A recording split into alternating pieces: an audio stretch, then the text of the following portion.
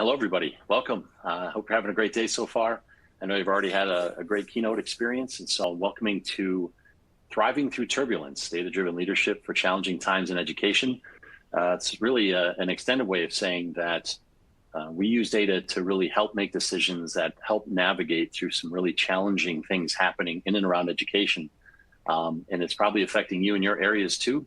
So let me get started. I'd like to, first of all, before I do that, just a quick mention. At the end of the, window of time that we have here, there's a survey that I would encourage you to take. So please give that some thought. And again, there'll be another reminder at the end of the presentation. And of course, after this presentation, you'll be able to head into the exhibit hall. So either way, happy to have you here. Welcome and thank you. Let me just start off with an introduction about myself. My name is Tony Spence. I'm currently the superintendent for the Waterford Graded School District.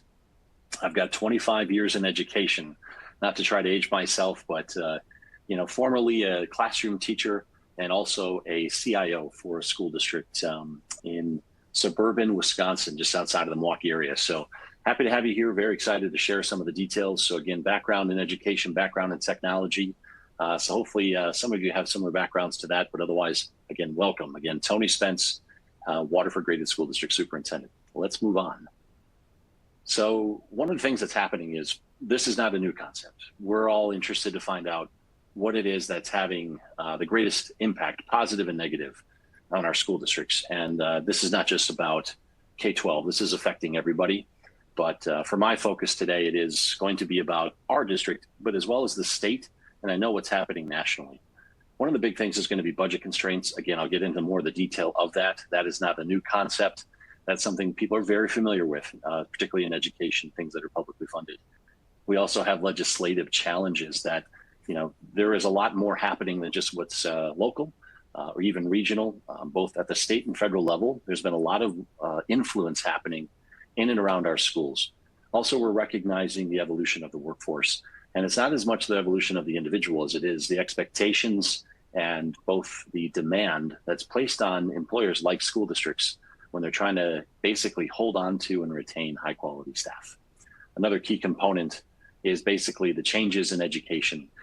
Nothing is staying the same, which is okay, but we're finding that practices we did even just a few years ago aren't keeping up with what's the current state of need for education. Another part is sustainability. We have so much that we do and that we build. And though it seems like our buildings are staying the same and nothing really changes, there's quite a bit more to it, particularly with all of the, keeping up with not only the demand that we have from the classroom, but also just the demand that our students are expecting for experiences and exposure, technology, classroom spaces, variable personalized learning, having different classroom structures that allow people to have more functionality and more personalization to what they do. So there's kind of the walk through. Let's get started right into the budget challenge piece. Inflation is not a new concept, but it's something that we've been using through and through over and over and again on a regular basis. Why is inflation such a big concept that we're talking about? Well, it's affecting everybody as well as school districts. And across the entire budget that we have, and I'm sure it's true for many organizations, every single cost has gone up. And if you're finding anything that's gone down, congratulations, you might be finding one of those very few. But in the most cases that we've seen, CPI, which again is our inflationary index that we use, has been double digit. And I know it's starting to cool off. And I'm no economist, but it's certainly taking its toll. Another part is the growth in our budget. Not only is it that the inflation is there as an impact, but also the demand. I mean, our budgets themselves have not stayed the same. They've had to grow. And it's not because we've grown and added all of these new programs, these new systems. We're basically just trying to keep up with our own budget. But either way, it is being not only added to because of inflationary costs, but also just in general, more being needed within the budget. Also, a big one is the idea that our COVID funds, ESSER, if you'd like to call them that, have been expiring. And this is a negative impact for all because ultimately we're not trying to, we were told these funds have to expire, but you have to put them to good use. So we did. And as a system, we decided that that could be some, dollars and cents for positions, putting those into the operational budget. And now that they're gone, it's hard to replace that gap. Moving on, though, legislation. So not only at the state level, we recently had a lot happening around what's called Act 20. And you don't have to know what that is other than it's really a focus on literacy within schools, particularly that early literacy, thinking of things like phonemic awareness, as well as having basically a process and an accountability structure in place. And that usually comes without any type of additional funding to support it. From a federal level, of course, nothing new there. Again, as I mentioned, the ESSER funds, but also kind of our curricular standards. That bar continues to be raised, and we're not opposed to that, but it's just another thing that we're trying to keep up with as an organization. Next part is our workforce challenges. We talk about things like the gig economy, and if you haven't heard of that term, think of it as the term side gig. A lot of people have extra types of income opportunities that they utilize, whether that be from a survival perspective to help supplement income, or even just as a general interest in exploration. Those who are in education, it's not a new concept of having a gig or a side gig, but now we're rephrasing this gig economy. In other words, it's not something that's nuanced. It's not an exception. It's becoming, in many cases, an expectation. So we're having to learn that people that are working for us aren't just focused on that solely. What I have in front of you is some stats here from the state of Wisconsin. 3,400 students graduating from college out of 5,000 ended up in public schools. So that's about 2/3, which is not a big number when you think of all those who are graduating with that capacity. Also, that early career attrition is that 40% of our teachers are leaving the profession after their first 6 years in the job, and that's within that time frame. So not only are we very short on who are actually making it into our schools from a percentage, but also those who are staying. And we're really challenged with that because of the temptation to go into the outside world beyond education. Of course, it's always been there, but now it's become more and more obvious. And also our compensation trends. The Department of Public Instruction, which is what we call our state association, has basically stated that 14 years we've seen a drop in actual teacher compensation. It's not just teacher compensation, but it's our largest employee group. And so when we've kind of had that falling off, we're not keeping up with inflation. It's hard, again, keeping people in our organization. The next part is changes in education and sustainability. And I'm going to take a quick pause here and say this. There has always been and always will be the idea that there is a challenge in the amount of funding that we have in schools. And again, if you're finding that you're in a place where there isn't a problem there, you're probably one of the very small percentages. So while not a new concept, we're seeing it being very heightened though. So I'm going to look at the things that are related to post-COVID. I think there was a lot of mindset of the learning needs were the biggest part of what happened as a result of COVID, whether you were hybrid, in person, or even completely remote. But the fact is that was just a small part of it. We see the social emotional needs, a lot of the behavioral supports, and we're seeing a significant increase in our special education referrals and students with those needs too. And these are really important areas, and we have to make sure we're staying on top of it. But it's, again, also increasing the demand on school districts in terms of what they can provide. I talked a little bit about the gap of our budget, but we have a deficit that's growing. So we actually went to referendum, an operational referendum in spring of this year. It did not pass. And so we had to make significant cuts within the organization. A pretty substantial amount of our workforce, which I'll get into, but also some major operational changes. And we're getting to that point where there isn't much left to cut. The part that I'm talking about next is the depleting reserves. We use what's called fund balance. Some people might call that just fiscal reserve. Within that, that's how we make payroll. It's how we handle if there's any emergency situations. Those have been depleted as well. We are at about a 30% fund balance.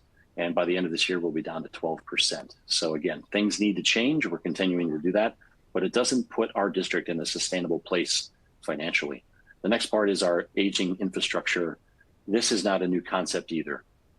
We're no longer in the golden age where the focus is about building and growing and having all this infrastructure designed. Kurt Vonnegut Jr. would say, the problem with humanity is that everyone wants to build and no one wants to do the maintenance. So it's kind of just the human nature of things to make it a little bit difficult to actually look at how do we maintain what we do. And most people are like, it was good enough when I was in school, so why are we making any changes? And I think we all understand we cannot be locked in to decades or even a century ago of how we've basically held our schools and also the conditions of them. In Waterford specifically, so in the Waterford graded school district, these are specific challenges that were hitting us.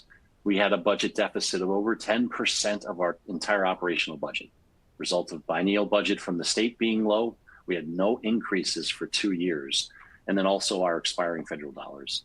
Our staff compensation, before I started as superintendent in the district, we had 20% of our staff turnover in 1.5 years. There's a lot of reasons for that. It was difficult times, we understand that. But having that many staff leave our system, it's a really difficult thing to stay on top of, and also then to find new individuals to come into our district. One thing I will say is our salary and compensation was just not competitive in the region and still a work in progress. The other part is we had an 80% increase in our costs in special education, such an essential area that we have to support. But when those numbers rise that significantly, it was a major impact on our operational costs, and we're just not able to make up for that. I mentioned we had a failed operational referendum. That's a big deal. We really go to town. We had 20 engagements with the community, with staff, with PTOs, all those different organizations. And you would think, well, that should be sufficient to get the information across. It's not. By itself, operational referendums are not very, I would call them popular, because it's not providing a capital process. There isn't some type of updated facility or new facility as a result of passing it. This is to maintain programming.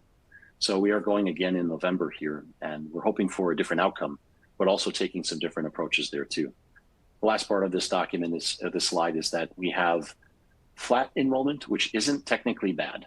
There was about a 5% drop in the number of public school students this year in the state of Wisconsin, which doesn't seem like a big number, but that obviously affects everybody in the state. And so for us, we see that as flat or declining. So that isn't an opportunity for increased revenue, but also it's affecting how we're working through what I would consider to be projecting what's going to happen in the future. If that continues to decline and we see even fewer opportunities for revenue within the district, it's going to be a bigger hit. So this is really about data. So you've got the idea of the backdrop of things happening and affecting every school district. What's happening in and around Waterford graded, as an example, which again is not unique to us, but those are specific state data points. We also now have what type of data are we interested in looking at and being aware of and trying to make change within. There are a lot of different buckets, and I can share some of those, but the ones that I decided to talk about here are assessment data, our demographics, and also our engagement metrics. So for assessment data, we have kind of an understanding that we gravitate generally to assessment data and student achievement data.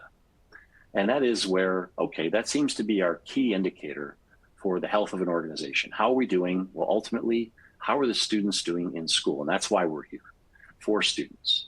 So it doesn't actually become, how would I say this? It isn't just about that, but it's a big part of it. From our state report cards, from everything that we're basically held accountable for, it really does come down to what's happening on behalf of the students. So assessment data, while a very top priority, it's not the only thing. So we'll come back to that in just a little bit. But our data, again, has been kind of flat. Some parts of it have been on the rise, a bit of decline in some areas, but overall remaining flat.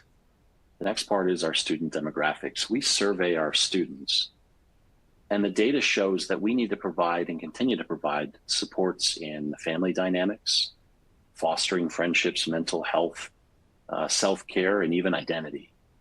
And it's as simple as the books that we have in our library, all the way to the types of resources that our counselors and even social workers may have or utilize to support. And what other additional type resources do we need to bring into our organization for that? No one would argue things have changed and things have become a little more difficult when it comes to what's happening with the supports for families. And everyone would say, just teach, just do that, and you'll be fine. But I think we all know there's way more beyond that that's required. And it's nobody's fault. This is just the way things are right now. The last part is, and this slide is the engagement piece. I will tell you that there are ways to make things happen in an organization. And there's research on what's called persuasion versus coercion. The research is very clear. Persuasion is like you need to sell it so that people understand it. You need to educate people on it so that it's understood and accepted. It is a lot more work and a lot more challenging and sometimes unclear. At the same time, there's coercion. Coercion is basically another word for compliance. Do this because you have to. Do this because it's the only way. And what they've found is that over time, when things are added as a result of the persuasion, again, the more sales tactic of why are we doing this and going through that in a very thorough manner, that those things will then stay in effect. They'll be more effective. There's a higher level of efficacy in the implementation, but also it means that it isn't something that is forced.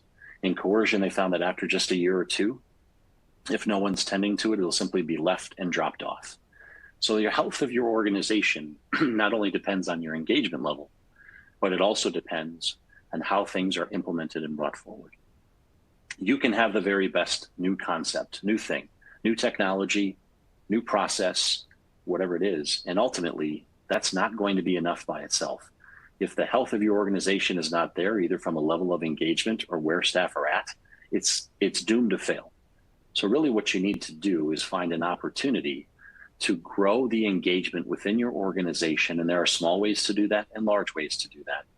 And if you have those set up, you are definitely not going to have an issue in terms of growing or moving things forward. But if you have low engagement scores within your organization, you're going to have a very hard time moving anything forward. So many of us have been faced with, here's a new technology or a new concept or a new opportunity. Are we ready to take this on? And sometimes it's just that we have to. Something needs to be replaced. We have less money or more money, and as a result, we need to make change. But often we have to look within and say, is the organization ready to take on something new? And as much as we hope for it and keep our fingers crossed, if we don't really know, in other words, if we don't have that health of the organization figured out, then we're probably not ready to implement. And so some of us have thought, well, we could have done something different with that implementation process or strategy. And the fact is, that by itself isn't enough. Let me talk a little bit more about how we have collected data. So I'm going to be showing you a few different options. So I'm actually going to give you a little bit of a tour of the dashboard that we've used and also how we've collected some of that information. So I'm going to switch over here to actually sharing one of our survey utilities that we use within. So give me 1 second here.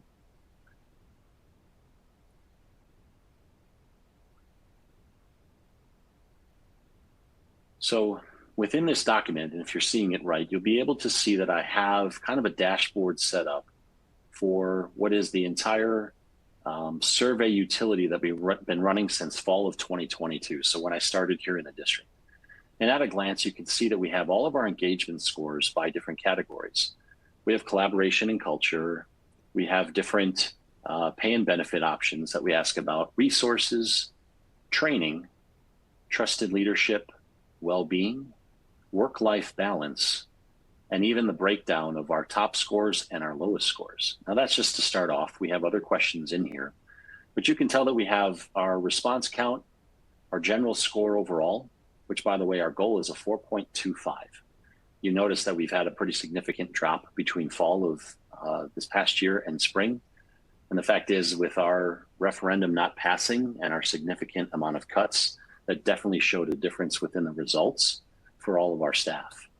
We also asked the question for budget changes. So this was a difficult one because we knew people were not going to be sharing a lot of positive information because, again, it was a very difficult time. It had a major significant impact in a negative way on the district. But we needed to ask the question. We need to be able to step into the fire and get the information. So we asked the question during the budgetary process, was there effective communication? And so it's flat out asking for people to tell us what they thought about how that process went. And if you notice, we only had 6% strongly agree, while we had 19% strongly disagree and 27% disagree. So that was an opportunity for us with both narrative feedback and other information that we could use to understand that our staff needed to get more information about where we stood, both with the financial process, our referendum process, and that what was happening with our staffing process as a result of it. So it was a very helpful way to, I think, bring in an opportunity to see the results in real time. And this is a confidential, anonymous survey. And you might think, well, is that redundant? And it's not. They're two different things. Confidential means that the data itself is confidential, Not everybody gets to see all the data. And then the other part is anonymous, meaning we have a third-party host the data for us, a company called Isobar, and they actually host the data for us and the survey, and then load in summative data into our environment. And that is how we build out our dashboard. That allows people to know that we can confirm that we're not getting access to that information. When I started here, there was, I think, a bit of a trust issue, trust being lost, where people were not as comfortable taking surveys and providing as much, I would say, very open feedback without feeling like there might have been some recourse against them. So in this case, we wanted to make sure it was, again, confidential and also that it was anonymous. So I'm not going to go through a ton more of the information here other than to show that we ask questions in all of these areas. We have a dashboard to document. I present regularly to the board, but now we can look at how we're doing within all of our different areas of the district, and we can see where we need to make improvements. Again, we know our goal, we know what our populations are saying, and we also have a lot of anecdotal qualitative response. So I'm going to share that part. So in this case, I used a AI utility called Google Gemini. It was previously called Google Bard.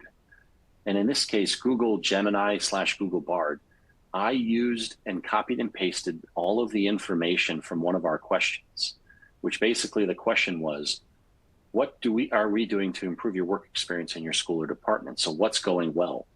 And I used the process through Gemini to summarize and remove bias and then compare to some of our other data points. So it was actually able to summarize the data. It was actually to be able to put us into what are some of our conclusions, and then actually give us recommendations as a result of that based on how people responded to other questions within the survey. I know it seems like there's a lot to consider there. I guess what I'm trying to tell you is that utilizing an AI to summarize the details of this data, which there were fields that would have taken me a lot longer to do that, meant that I had more clear and concise views of the responses, what people were providing us. Again, pulling out bias. This is not my own interpretation of the data. This is coming through the AI. And then also being able to do that into a very structured format that I could quickly share to staff. So this became an opportunity where I brought this before my administrative team.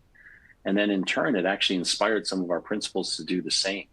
So we had our middle school principal, Jason, over at our Fox River Middle School, do the same with his data. And then he created pulse surveys on our lower data points so that staff could respond to how we were doing throughout the year on those lower data points and make that change immediately. So once again, what you're seeing is the Qualtrics dashboard with our utilities, as well as some of the summary information that came from using an AI to pull together all of our qualitative data.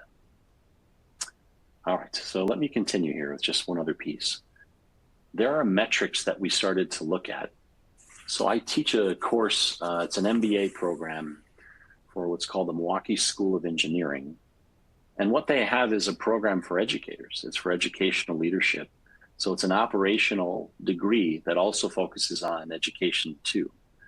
And we started to pull together different areas within the district, operationally in particular, that we could start tracking metrics. So I think, again, we generally gravitate towards what is it that's happening instructionally. And for those of you on the technology side, you're often trying to say, well, we need to find the relevance in what we're doing from a technology aspect as well. Having a dashboard for that is a key component, but what factors should you use? So this is just an example of how different metrics could be used to track different areas of the budget and to do that ongoing. And all it does is really, the reason I'm sharing this with you is to kind of give you some exposure to think differently about what it is you might want to track data for within your organization. So the health of an organization doesn't have to just be about students. It doesn't just have to be about staff, and it doesn't just have to be about student performance. It can be about all these other areas. And we really do like the idea of that as we track these things, they start to become a more relevant and useful utility, and it's the vernacular that's used by everybody. We know that not everybody uses the same terminology, but once we start to use the same metrics, we find that we're being more closely aligned between departments and also between our schools as well. All right, I'm going to stop sharing for a second and bring it back to our collection of data. So I know that was a lot. It's basically a sample of, we do engagement surveys. We do a lot of different information around how do we track that data. Once again, I want to feature that it is anonymous and confidential. That's been very successful for us. We also do a thing called rounding with staff. And the best part about rounding is like a doctor would round in a hospital with patients. They would get in front of their patients and ask them very specific questions to learn if there were issues or challenges. Keep in mind, that's not a surgery or a procedure, and it's not their initial onboarding either. It is a conversation with staff. So how I transition into that is, for our district, what we do is a rounding process where we ask questions. And actually, I think I'll present again and just bring it up so you can see those questions quickly at a glance. Hold on one second here. All right, so we ask these following questions: what is working well, areas for improvement, anything that I can help you with, and also recognition. The questions are not about evaluation. They're also not about standing there at the water cooler, if you will. How was your weekend? This is a very specific process in between that allows you to start talking with your staff and getting to the point of questions that they may not otherwise feel comfortable sharing. They even have the forum to share with you as well. So once again, we look at those questions, it's what is working well. And I often say to them, this is not about what you're doing well. This might be what you're observing well in the organization. We never want people to feel like this is like, tell us what you're doing right and tell us what you're doing wrong. The other part is areas for improvement. There's always areas for improvement. I encourage people to really be thoughtful about this and make sure we find things. And this is the time that we need to improve, so please share. The other part is there anything as a supervisor that I can be able to help you with for your work or your job? Any barriers that are keeping you from doing what you need to do? The last part, recognition, it's probably my favorite part. We never do recognition well enough, but in this case, why is it so important? Because the recognition asks people, is there anyone you would like to recognize? And peer recognition goes a really long way. It is such a key thing. We can recognize as a supervisor, we can recognize as an organization, but hearing recognition from a peer or coworker, unsolicited, is of, I think, 10 times that value. And so what we do is once we get recognition opportunities through the rounding process, we then share those to the employee, and it also includes the person who shared it. I've done videos of that. I've done phone calls. I've done in person. I've done emails. I've done written notes. And this is really a great opportunity for, again, the organization itself to help promote itself. And again, nothing feels better than hearing from someone that you didn't even realize was talking about you, to say, hey, this person was really important to our work. This person was significant in what we were doing. I couldn't have done this without them. Just a few of those great examples. And some people will share and want to recognize multiple people, and it's great. And again, it seems like a lot of extra work, but it's completely worth it. All right, I'm going to continue to move on. I'm going to stop sharing. All right. In our district, a bit about what has happened. Okay, so not everything is perfect. Not everything is roses, but we have seen some change, some very positive change. And again, I'll go back to one thing. Our referendum failed in April, and we had to make cuts. And they were substantial, and we are working through that. But in spite of that, it doesn't mean that we haven't had positive happen. At the very top, we have our staff retention at 98%. And you're probably thinking, Tony, I think you just told us that a higher percentage had to be cut. And that is true. I'm not using this as a percentage or reflection of those that we had to either provide non-renewal or make cuts in certain positions, because that was a very tough thing. But of the people who we needed to stay and asked to stay, we had 98% retention, which is our highest in the last 3.5 years. The next part is our curriculum and PD. We had a replacement cycle that was basically off track. And at the core of it was getting a ELA curriculum, English and Language Arts, settled. 7 years, that's a long time. And we finally had that approved. And it was a major process and took some really big strides because so much was featured and focused on the success of that, on making sure that we had great resources in place.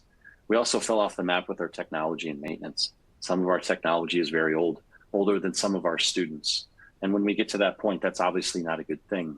But we also have our maintenance items like our surfaces, our rooftops, our pavements, even our green spaces, making sure that those are being taken care of. When you're running out of budget, it's easy to fall off of those replacement cycles, but we needed to get back on track, and we are, and which is wonderful. We also needed more community outreach. We realize that as a school district, our number one key component is that the community feels connected with us. We're the largest employer in our community, but also the most important hub for what we do. We actually host the rec department through the school district. As a result, we could increase those opportunities. We hired a new director named Ben, who's incredible, and he's had a 25% increase in participation. And I need to tell you, we've already had good participation, but this has really grown with pickleball, with basketball. These are things for senior opportunities, chair yoga, chair boxing for those who aren't as mobile. So it's been a variety of great opportunities for engagement from the community, but also a way for them to feel more connected within our buildings and to come into our schools. Another final piece to here is compensation. This gets said over and over again, but it's always talked in general and not talked in specifics. So we did a compensation study on what was happening within our district with staff. And so it was very in your face. This is exactly the information we need to hear about. And we also really started to make some market adjustments for some of our key positions that are one-offs, because when you have a hard time replacing these positions, it really does become very difficult. And it's not because anything is done wrong. It's just that people are very hard to find within education. So, by the way, I wanted to answer a question about the rounding before I forget. And it was the rounding conversations. Did you measure the results of how you can help and build trust, or the lack of feedback? And did they lead to, or what they need to lead to, disengagement in the conversation? We did get into a lot of the details. So we do what's called a results rollout after the survey results, and also through rounding.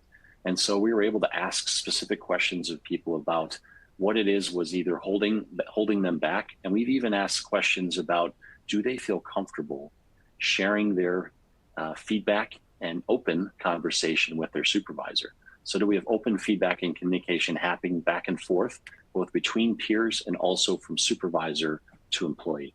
And it isn't always as clear cut as we'd like it to be. Some people aren't always there, but we get enough of the feedback in our qualitative, so our narrative responses, that helps us kind of better understand how people are feeling about things.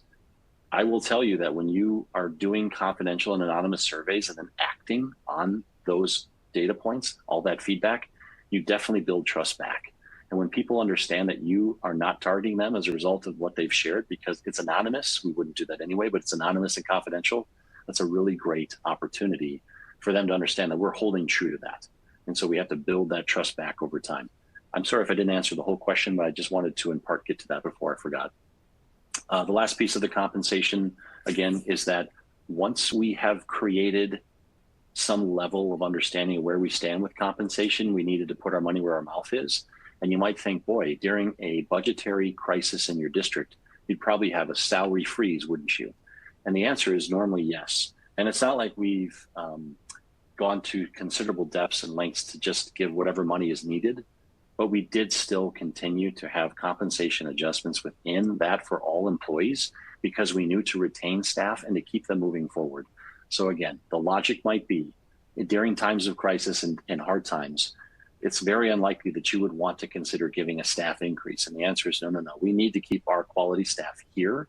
We can't pretend that that isn't going to negatively affect them. So in spite of the fact, again, that we've had to make cuts, we've also prioritized that, and from a board level with making compensation adjustments. The next part that I'm going to say here is that we do not have everything figured out. We have what is a work in progress, but we've made, as I've mentioned before, very significant gains when it comes to the challenges that are facing us every day. And what we do is we're taking them in small pieces and large pieces. We did a new strategic plan for the district. The strategic plan requires us to do action and measurable goals for each department and each school in all areas. With that is all of the details of our survey and our rounding as a goal-setting measure to continue to increase those results. So it's an active part of the strategic plan. It's an active part of what we do for those steps, very intentional. And then last but not least, it is what we benchmark on year after year after year. And when people ask us, why are you doing that, or why is that such a priority? The fact is, we want to make sure that we have everything that we're addressing and telling people we're going to address, that we're doing something about it. The worst thing that you can do is gather survey results, gather all this data and let it sit idle. And I think that is a very common practice, and it's an unfortunate one. And that is that we're doing something about this by collecting all this data. Well, that would be like getting all your vitals, but not addressing anything from a health perspective. So it is a key component. And if you want to gain trust and earn trust and continue to have it, you have to take action. It doesn't mean everything's done exactly what people have asked for. It means that you're finding ways to make those things happen, but you're also having follow-up conversations. I'm going to get into good leadership as good leadership. For me, it isn't just about that you're really good in the area of this or that. I have all this curriculum background, and I have all this technology background, and I have this many years as an educator. That's wonderful. It is. But being a good leader means that you should be a good leader in all areas of your work. You should be able to take what you do, put yourself into an environment or an area, and be that leader. And people think, I don't have a formal role as a leader, or I'm not that leader. The fact is, whether you're that title, that person, that role, it doesn't matter. There is leadership, there's shared leadership, and then there's also good leadership. All of them are important. So it doesn't mean that you have to be the leader for this to be relevant. So again, the things that we've talked about here are some data-driven decision-making. So once again, using data, not because we're guessing, and also using data, not because we're just going to collect it and do nothing about it. We have to use this to inform what we do. And when we do that and people say, how did you come up with that? It wasn't on a whim. It wasn't a gut feeling. And yes, those are important sometimes. This is really about using solid data that can be objective, yes, and in some cases subjective.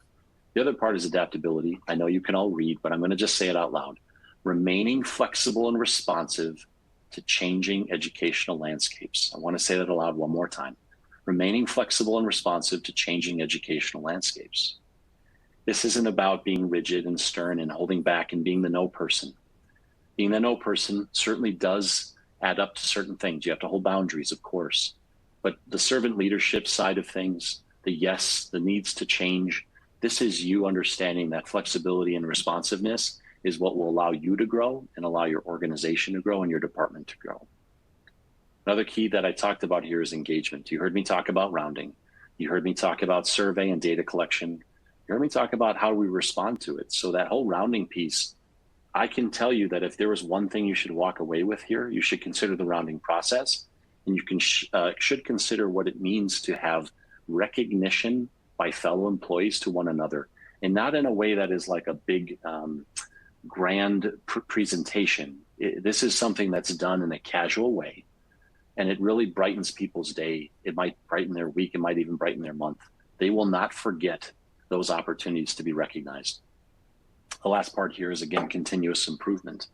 I've often looked at continuous improvement as, wow, that sounds like such a broad topic. What is it? And I think we always look at it as this very large and strategic process, but continuous improvement is also very tactical. It is the things that you can be doing on a regular basis to both improve yourself and improve others. But I'm going to go back to one thing. The organization itself, unless it is ready, unless you have engagement from your staff, unless you understand what continuous improvement means, unless you're using data as a tool to understand where you are and where you want to be, then those things don't always align well. You might be missing certain parts to that. And so when you think about your organization and whether or not you're doing these things, it's not like you can find fault in your organization for not doing them. I'm sure they are to some extent, but other areas to improve so that you're not actually stuck in this place where you're trying to add new elements to your organization and your organization is just not ready to get there. So once again, we're going back to referendum in November. We are now facing what is, again, another layer of potential cuts within our district. And it's getting into things like programs. And there's very few times that there is a surplus within districts, as I mentioned. And once you cut programs, it's hard to bring them back. So we're doing everything we can to get back there. But now what we can tell our community is that we have active engagement processes. We're rolling out and getting more of the involvement of the community with us. We have those data points that talk about our staff being ready to stay here and be here and for the right reasons. We also know that the money that we have isn't something that we're misusing or misspending, because I think there's a common misconception. You're not spending it in the right areas. And the fact is, we are. We're really trying to push hard to have the community understand that we're not misspending. It's just the cost of things have just gone through the roof. And we're really just trying to say these are our only funding options within the state. I know every state is unique. And so it doesn't mean that what you're experiencing by you is what's happening in the state of Wisconsin. But, we are trying to be very progressive with what we do. We're larger than 2/3 of the districts in the entire state. It does matter that we provide really great options for the families in this community. There's a lot of pride here, both local pride and also understanding how our kids and our children go on to do wonderful things. So we're really trying to maintain that as an organization. But if we didn't have the strategic plan, we didn't have those data points, we wouldn't be as confident about where we stand and ready to make those changes. I'm going to close with this. We had a really difficult spring, and there's a scar there. It is not something that we look back on kindly and say, let's go through that again. In fact, it was very tough for all. But the fact that as an organization, we are connected enough to one another and to what we need to do, that we were able to turn that around through summer and then start another school year and have that start on a very positive note with the staff that we have and the students that we have, to make that an opportunity, celebration, and not just looking back as everything that's negative, is also proof of the things that we've done to have further engagement and connection to what we do as an organization. I've gone through quite a bit of information and slides, and I'm just looking to see if there's any other questions. I actually have one, Tony, so I'm going to pop in here as well. I would love to know, what are some good next steps, right? Like, you gave us a wonderful presentation. Kind of wrap it up for us. What can people do next? Thank you. Well, and thanks for the question. So I think what it boils down to is everything that I've shared is not what you have to do completely, but you need to have some structure or process in place that allows you to collect information around what's happening with your staff, whether it be from an engagement perspective or whether it be from a process of, am I surveying because there's health of our students, health of our families, and then also of our staff and organization. And I think all of those areas are potentials. I talked about, we use a partner like Isobar, and it's not to advertise Isobar, it's really to advertise that, we use a partner to help support some of these needs, both in the survey development that we've had, because there's some really great opportunities out there, but also that this isn't something that is hidden. This data becomes very public. So it isn't something that just sits back on a database on a shelf somewhere. This is something that's very forward facing. It's discussed regularly and used by all. So if you're in an organization where you're thinking, boy, I'd really like to do this, but I don't know where to start. We use Qualtrics, which is a nice utility, but there are other resources out there that are low cost, that are free. It just so happens that we've had really great opportunity and good luck with Qualtrics as a resource tool for both collection of data and also for basically our dashboard systems. But it's also, how do we interface? I allow every administrator in our district to have access to their data, but it also restricts data. So if there's 5 or fewer people who surveyed in a particular area, then it blanks out the data too. So again, there are protections in place that prevent any compromising of the data itself. But I would come back to something, get your board on board. And again, whether you're working at a board level, which I understand not everyone is, or if you're working at a team level or part of a cabinet level, this has to be something that isn't just done by your department alone. It really should be done something across the entire district. And I know that's not always easy to do, but that's that whole good leadership is good leadership. If you can continue to drive what you do and find ways to get that resource, but I will tell you, rounding by itself could be one of those things that you could walk away with today and start asking those questions. And I'm happy to share more. Feel free to follow up with me after. That you can understand a process there for rounding and how to get in front of your staff in a very different type of conversation. In fact, at first, they may not be so understanding of what is this, what's going on. But between that and the recognition of employees could be the single most important thing you might be able to do for staff as a quick turnaround.